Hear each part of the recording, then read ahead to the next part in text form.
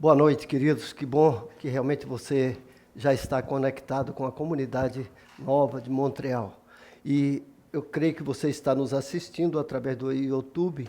E você que está sentado aí no seu sofá, na sua poltrona, não levante, saia do lugar, porque cremos que Deus tem uma palavra direto do coração dele para os nossos corações nessa noite. E como é realmente um culto de testemunho, eu quero realmente contar o meu antes e depois de conhecer a Cristo. Contar um pouco da minha história, como realmente cheguei até aqui em Cristo Jesus, mas também falando um pouco a respeito da minha vida antes de conhecer a Cristo Jesus. Como a nossa irmã já falou um pouco, eu realmente moro em Guarapuava, mas eu nasci no estado da Bahia, em Feira de Santana. E Deus me levou para a cidade de Janaúba, é uma cidade em Minas Gerais. E ali pela primeira vez eu ouvi o Evangelho de Cristo. Realmente fiquei impactado, mas eu tinha aversão ao Evangelho. Eu não queria saber, esse negócio de ser crente para mim não cabia. Mas, graças a Deus, Deus me deu mais uma oportunidade. E eu fui morar em Porto Alegre, no Rio Grande do Sul.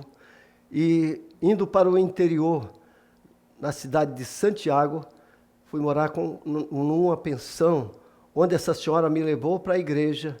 E eu pude ouvir mais uma vez o Evangelho de Cristo. E ali o pastor fez um apelo e eu levantei as minhas mãos para poder aceitar Jesus. Mas quando percebi que realmente estava com a mão erguida, eu baixei a minha mão porque eu não queria saber desse negócio. Eu achava que esse negócio de ser crente não era para mim. Era para os outros, para mim não. Isso aí me parecia loucura. Mas aquele pastor falou algo que me chamou a atenção. Ele disse, olha, você que levantou a sua mão, mas não teve coragem de vir aqui à frente para reconhecer Cristo Jesus como Senhor e Salvador da sua vida. E isso, querido, foi em 1976. Pela primeira vez, eu tive a oportunidade de realmente entregar a minha vida para Jesus, mas eu recusei.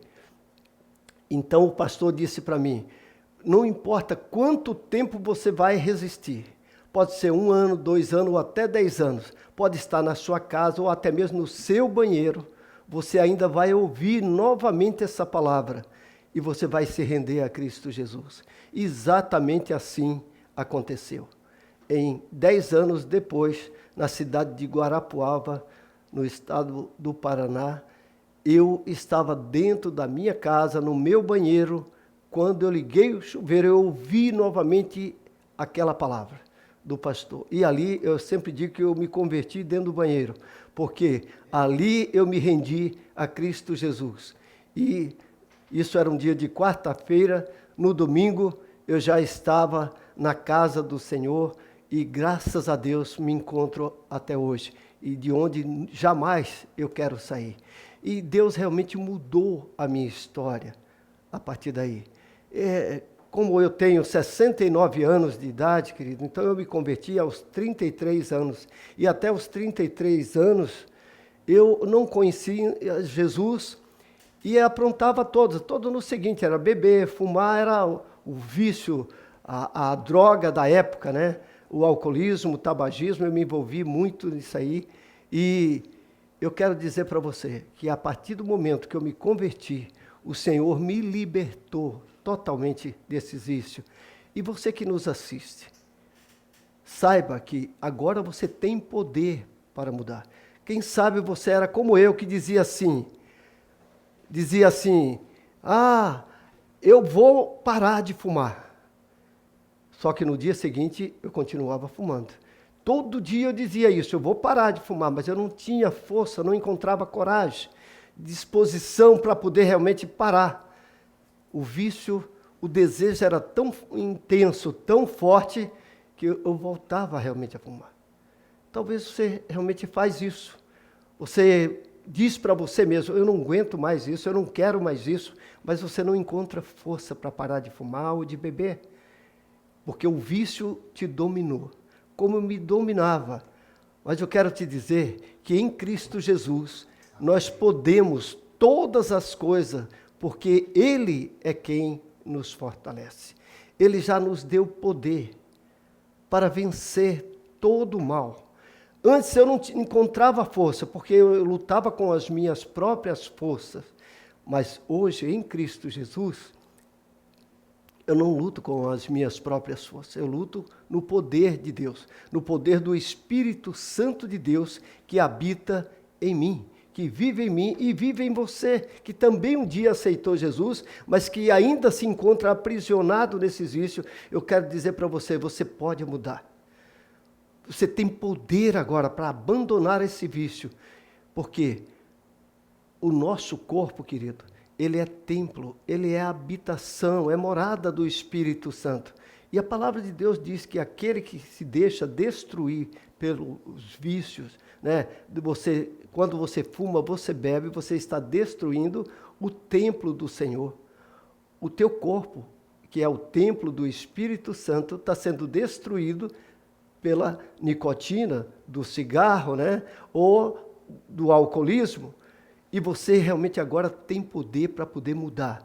E eu declaro em nome de Jesus, você que nos assiste, a partir de hoje, você vai encontrar força no Senhor para mudar a sua história, assim como Cristo mudou a minha vida. Vai fazer isso também na vida de vocês. E eu passei a compreender, no momento que comecei a ler a palavra de Deus, que agora eu era um eleito, um escolhido de Deus. E é sobre essa eleição que eu quero falar. Você que já aceitou Jesus, assim como eu, nós somos os eleitos, os escolhidos de Deus, porém com uma missão. E é sobre isso que eu quero falar e compartilhar com você nesta noite. E se você tem a sua Bíblia ou o seu aplicativo, eu quero que você abra aí em 1 Pedro, no capítulo 2, versículo 9, diz assim: vocês, porém, são geração eleita, sacerdócio real, nação santa, povo exclusivo de Deus, para anunciar as grandezas daqueles que o chamou, das trevas para a sua maravilhosa luz. Muito bem, querido. Esse versículo, eu creio que é muito conhecido, talvez você já ouviu muitas mensagens a respeito, mas eu quero trazer detalhes. Sabe por quê? Esse versículo fala exatamente da nossa posição e missão em Cristo Jesus. E eu quero compartilhar esses detalhes, que diz que nós somos uma geração eleita, ou raça eleita. Sabe o que significa isso? Significa que eu e você, por sermos essa raça eleita, ou essa geração eleita, ou parte desse povo eleito de Deus, nós somos vencedores. Isso quer dizer que nós vencemos uma eleição. Agora no Brasil, nós vamos ter uma eleição. E naturalmente, aqueles que os brasileiros escolherem, o mais votado será o eleito. No nosso caso, nós não fomos escolhidos ou eleitos por homens. Nós somos escolhidos pelo Senhor. E isso antes da fundação do mundo. Por isso, amado, nós somos mais do que vencedores. Se você se encontra num momento de derrota, sabe, de frustração, de decepção, você está muito preocupado porque você tem vivido tempos difíceis na sua vida e você se sente derrotado por essa circunstância, essa é uma palavra para o teu coração. Lembre-se que em Cristo Jesus nós somos mais do que vencedores. Essas dificuldades são passageiras, mas o Deus que eu e você servimos, Ele é um Deus eterno. Por isso, querido, Jesus está no comando, Ele está no controle da nossa vida e pelo poder do seu Espírito, Ele fará a obra que lhe apraz em cada um de nós. Aquele que começou a boa obra é poderoso para completá-la. Em nome de Jesus. Ele diz ainda assim, nós somos sacerdote real. Quer dizer que somos sacerdote da família real do Senhor Jesus. Sabe, no Velho Testamento, o sacerdote ele tinha a missão de buscar a Deus, a face do Senhor, para si mesmo e também em benefício do povo. Mas alguns eram instituídos como sacerdote. Os reis, pessoas investidas de autoridade, e o próprio sacerdote, o religioso, né, aquele que tinha o dever de buscar a face do Senhor, não só por ele, mas também em favor do povo. Esse era ungido como sacerdote. Mas no momento que eu e você, querido, aceitamos o Senhor Jesus, o próprio Senhor nos instituiu ou nos estabeleceu como rei e sacerdote. E é isso que diz a palavra de Deus. Em Apocalipse, capítulo 1, versículo 6, ele diz: e nos fez reis e sacerdotes para Deus e seu Pai. A ele a glória e o poder para todos sempre. Amém. Louvado seja Deus. Coisa tremenda, né, amado? Então, Deus nos fez rei e sacerdote. Você não é pouca coisa, sabia? No ditado nosso brasileiro, você não é pouca coisa, você é muito especial para Deus. Você é muito importante, você é um sacerdote real, faz parte da família real. E tem mais. No Velho Testamento, na época dos reis, eles tinham um cetro. Você sabe o que é um cetro? Um cetro é um pedaço de pau. E aquele pedaço de pau era revestido com ouro e que ficava na mão direita do rei. E aquele cetro simbolizava a autoridade suprema do rei. Então, o rei sentava no seu trono e as pessoas iam conversar com ele. Mas se entrasse alguém que ele não convidou, ou que não mencionou antes que iria estar na presença dele, e entrasse sem a permissão, ele baixava o cetro e aquela pessoa era instantaneamente fulminada. Ela seria morta. Mas, se o rei levantasse o cetro, ali ele estava dando permissão para aquela pessoa fazer a petição que ela quisesse. Ela era autorizada a falar aquilo que realmente ela veio para comunicar ao rei. E eu quero te dizer que nós, como rei, e a primeira parte diz que Deus nos instituiu como rei e sacerdote. A primeira parte, eu quero te dizer que, como rei, é para nós exercermos a autoridade. O rei, ele governa, ele tem a autoridade máxima. Então, você é rei na sua casa. Às vezes os problemas surgem, né? Na sua casa, no seu relacionamento conjugal, no relacionamento familiar. E muitas vezes é o inimigo que está realmente causando essas contendas, essas discórdias, essas brigas, essas confusões. Mas você é não somente rei, você é um sacerdote. E você deve se levantar diante dessa situação e baixar o cetro da autoridade. E dizer: diabo, aqui não, na minha casa você não vai reinar. Você não vai criar problema, confusão, discórdia, brigas. Não, chega. Você entende a autoridade que Deus te concedeu, querido? É isso que nós precisamos entender como filhos de Deus, aquelas pessoas que nasceram de novo, que somos realmente novas criaturas e que as coisas velhas ficaram para trás, temos que deixar para trás mesmo. Se antes brigávamos, se antes discutíamos, se antes vivia em discórdia, em conflito, agora como filhos de Deus, como filho do rei, a gente não pode mais viver dessa forma. Nós temos que fazer a diferença. Mas para isso envolve obediência à palavra de Deus. Nós precisamos colocar em prática, fazer exatamente o que a palavra de Deus diz. E aqui ele está dizendo que nós devemos nos comportar desta forma. Por quê? Porque nós somos uma nação ou um povo santo, separado para o Senhor. E olha o que diz em 1 Pedro, no capítulo 1, versículo 15, mas como é santo aquele que vos chamou, sede vós também santo em toda a vossa maneira de viver, porquanto escrito está, sede santo porque eu sou santo. Vocês entendem, querido? Ser santo é ser separados para Deus. Eu preciso me separar para o Senhor, viver para o Senhor e ser exemplo para as pessoas que estão olhando para mim. Em todas as áreas da nossa vida, nós devemos realmente viver essa vida santa. Na nossa maneira de falar, de pensar, de agir, de proceder. As minhas atitudes têm que estar de acordo com a palavra de Deus. Não com aquilo que simplesmente eu quero fazer, o que eu gosto de fazer, não. Mas se o que eu quero e gosto não tiver em concordância com a palavra, eu estou fora dos princípios de Deus. Eu estou fora dessa geração santa. Eu não estou vivendo, embora eu conheço, mas como eu não obedeço, eu ainda continuo praticando a velha vida.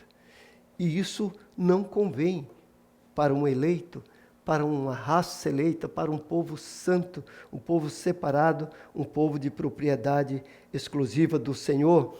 E isso também está escrito como povo de propriedade exclusiva do Senhor.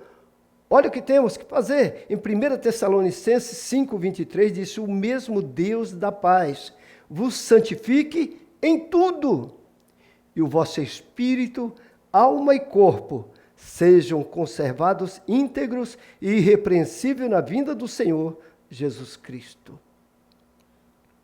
Todo o nosso ser, espírito, alma e corpo, deve realmente ser santificado. Devemos nos santificar em todo o nosso ser. O mesmo Deus de paz vos santifique em tudo, e o vosso espírito, alma e corpo sejam conservados íntegros, inteiros, completo, irrepreensível, até a vinda do nosso Senhor Jesus Cristo. Ah, aquele que roubava, não rouba mais. Aquele que se prostituía, não se prostitui mais. O que adulterava, não adultera mais. O adultério é aqueles que são casados, devem ser fiéis às suas esposas, os seus esposos. Isso vale para os dois lados, tanto o homem como a mulher. Então, amados, os jovens, preservar a sua vida no Senhor, em santidade, esperando aquele homem ou aquela mulher que vai completar a sua vida, mas de uma forma santa, um namoro santo, sabe, vivendo em santidade, porque isso estará realmente glorificando ao Senhor. Você sabe o que é glorificar a Deus, querido?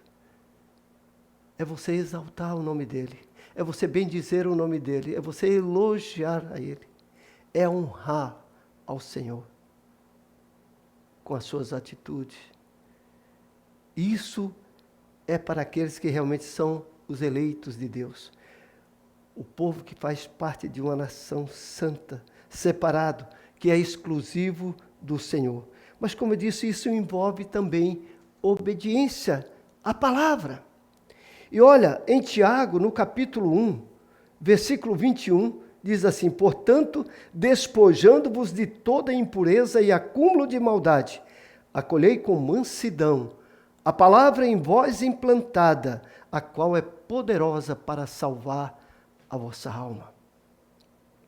Ei, aqui agora eu quero deixar algo para o teu coração. Você sabe o que é despojar? É lançar fora da tua vida. É você não aceitar. Ah, você que foi ferido, foi magoado. Alguém te magoou ou te feriu através das atitudes ou palavras grosseiras, estúpidas. E isso às vezes sabe o que acontece dentro da nossa própria casa? Aquele dia que não amanhecemos bem, a gente acaba falando de uma forma áspera, grosseira, com a pessoa que mais nós amamos, que é o nosso cônjuge, ou também, às vezes, até com os nossos filhos. E, às vezes, isso é fruto de um acúmulo de maldade. É algo que foi acontecendo e que chegou naquele momento, você jogou tudo isso para fora, através das palavras. E aquela pessoa que está te ouvindo, ela ficou ferida, magoada, no seu sentimento, na sua alma. A alma, querido, é a sede das nossas emoções. com a nossa alma, nós detectamos como é que nós estamos. Se eu estou alegre, se eu estou triste, se eu estou abatido, desanimado, frustrado, decepcionado, esse sentimento começa a brotar, começa a florar. E às vezes as pessoas entram em depressão. E eu estou falando para pessoas agora que se encontram deprimidas. E eu quero te dizer que você não precisa continuar desse jeito. Porque agora você tem um Deus todo-poderoso, Criador dos céus e da terra, e que criou a mim e a você a imagem e semelhança dele. E ele nos dá uma direção clara agora através da sua palavra. Ele está dizendo para mim e para você: despojai-vos de todo o acúmulo de maldade. Não aceite, você que está aí com dificuldade, mesmo no seu relacionamento conjugal e também com seus filhos, e está tão amargurado que não quer perdoar porque eles falaram algo que te magoou, que te feriu. Esse é um tempo de você liberar perdão para aqueles que te magoaram. Para quê? Para que você possa restaurar o teu relacionamento familiar, o teu relacionamento com Deus. Às vezes pode ser até que você esteja bravo até mesmo com Deus. Ah, parece que Deus não me ouve. Não, Ele te ouve. Ele diz: vinde a mim todos vós que estáis cansados e sobrecarregados, e eu vos aliviarei. Tomai sobre vós o meu jugo e aprendei de mim, porque sou manso e humilde de coração, e acharei descanso para vossas almas. Você quer descansar? Aprenda a descansar no Senhor. Aprenda a obedecer a palavra de Deus. Lance fora esse acúmulo de maldade que o inimigo tem tentado implantar na sua alma, no seu sentimento, nas suas emoções. Não aceite continuar aprisionados nos seus sentimentos. Nós temos solução para isso, querido. E a palavra de Deus diz que nós devemos lançar sobre o Senhor toda a nossa ansiedade, porque Ele verdadeiramente tem cuidado de nós. Mas, meus amados, nós temos uma missão como filhos de Deus. E a nossa missão está escrito no Salmo 105, versículo 1, diz assim: dê graças ao Senhor, invoque o seu nome, torne conhecido entre os povos os seus feitos. Cantem a Deus, cante louvores a Ele, fale de todas as suas maravilhas. Sabe, eu comecei, e esse culto, um dos propósitos é esse, contar o testemunho daquilo que Deus fez nas nossas vidas.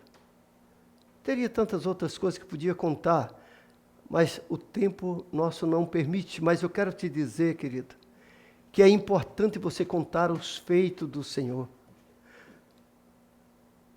Quando eu aceitei Jesus como Senhor e Salvador da minha vida, eu comecei a abrir o meu coração e aquilo estava queimando dentro de mim, que eu tinha que falar do Evangelho de Cristo para o máximo de pessoas possíveis que eu pudesse falar. E um dia chegou a minha irmã e eu comecei a falar do amor de Cristo para ela.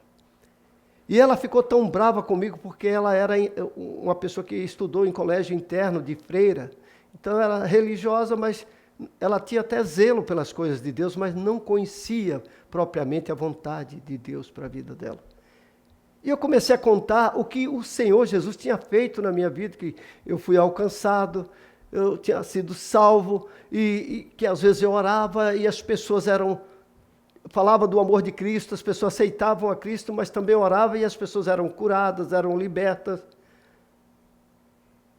E ela disse assim para mim: olha, política, futebol e religião eu não discuto. Eu disse: eu não estou transmitindo para você, falando para você nem de política, nem de futebol, nem de religião.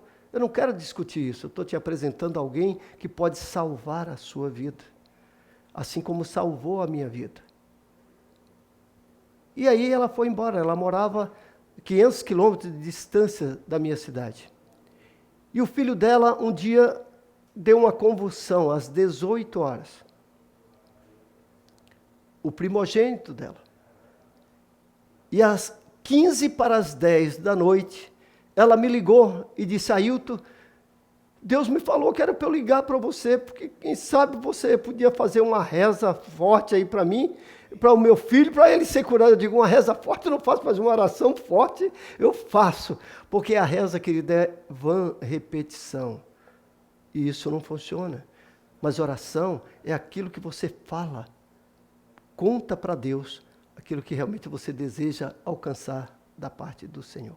E eu comecei a orar com ela e orei pelo filho dela. Eu disse, olha, quando terminei de orar, eu disse, agora você vai ligar lá para o hospital, porque o esposo estava com o filho lá no hospital. Eu digo, agora você vai ligar e pergunta para ele como é que está o menino. Rodinei, o nome do meu sobrinho. E quando ela ligou, o menino já estava sentado na cama, conversando com o Pai. Esse é o Deus que eu creio. Esse é o Deus que eu sirvo e desejo ardentemente, querido, que você tenha novas experiências com Ele, que você o conheça. Em nome de Jesus. Se você abrir o teu coração para o Senhor e começar a buscá-lo, você vai ver a mudança, a transformação que Ele vai fazer na sua vida, na sua casa, na sua família. E vai fazer algo através de você. Só precisa realmente você crer e obedecer fazendo aquilo que Ele te pede. Em Marcos 16, versículo 15, diz assim, e disse-lhes, vão por todo o mundo e pregue o evangelho a toda criatura. Quem crê e for batizado será salvo. Quem, porém, não crer será condenado. E estes sinais acompanharão aos que crerem. Em meu nome expulsarão demônios, falarão novas línguas, pegarão em serpente, e se beberem alguma coisa mortífera, não lhe fará dano algum. E se impuserem as mãos sobre os enfermos, eles ficarão curados. Oh, meu amado, como eleitos de Deus. E eu chamo essa passagem aqui de benefício do Calvário, a partir do versículo 17, quando ele diz, e estes sinais acompanharão aos que crerem, em meu nome expulsarão demônios, falarão novas línguas, se comeres ou beberes alguma coisa mortífera, não te causarão dano algum, e se impuserem as mãos sobre os enfermos, eles ficarão curados. Creia, eu tenho vivido isso, eu tenho praticado isso, espero que você faça o mesmo. Você e eu podemos fazer, porque o mesmo Deus que opera em minha vida, através do seu Espírito, o Espírito Santo, é o mesmo Deus que está operando na tua vida aí. E aonde você estiver me ouvindo ou me assistindo agora, eu declaro em nome de Jesus, que você vai orar comigo agora, e pessoas serão curadas, pessoas serão libertas aí na sua casa. Você crê nisso? Podemos orar? Ore comigo então. Pai, em nome do Senhor Jesus Cristo, nós te louvamos, ó Deus, pela boa palavra que o Senhor colocou no meu coração para compartilhar com esses irmãos. E por isso eu declaro em nome do Senhor Jesus, manifeste a tua glória, manifeste o teu poder, traga em cada lar, em cada família nesta noite, salvação, cura, libertação, transformação de vida. Eu declaro a você que está vivendo angustiado, triste, abatido, desanimado. Eu declaro que todo espírito de melancolia, de tristeza na tua alma está desaparecendo agora. Em nome de Jesus, em nome do Senhor Jesus Cristo, toda depressão ou toda opressão do reino das trevas caiam por terra. Em nome do Senhor Jesus, pois eu declaro, meu irmão, minha irmã, que o Senhor Jesus é o nosso pastor e nada irá nos faltar, e que somente bondade e misericórdia é o que irão nos acompanhar, hoje e para todo sempre. Amém. Louvado seja o nome do Senhor. Deus te abençoe, em nome do Senhor Jesus. Amém. Vamos continuar louvando ao Senhor.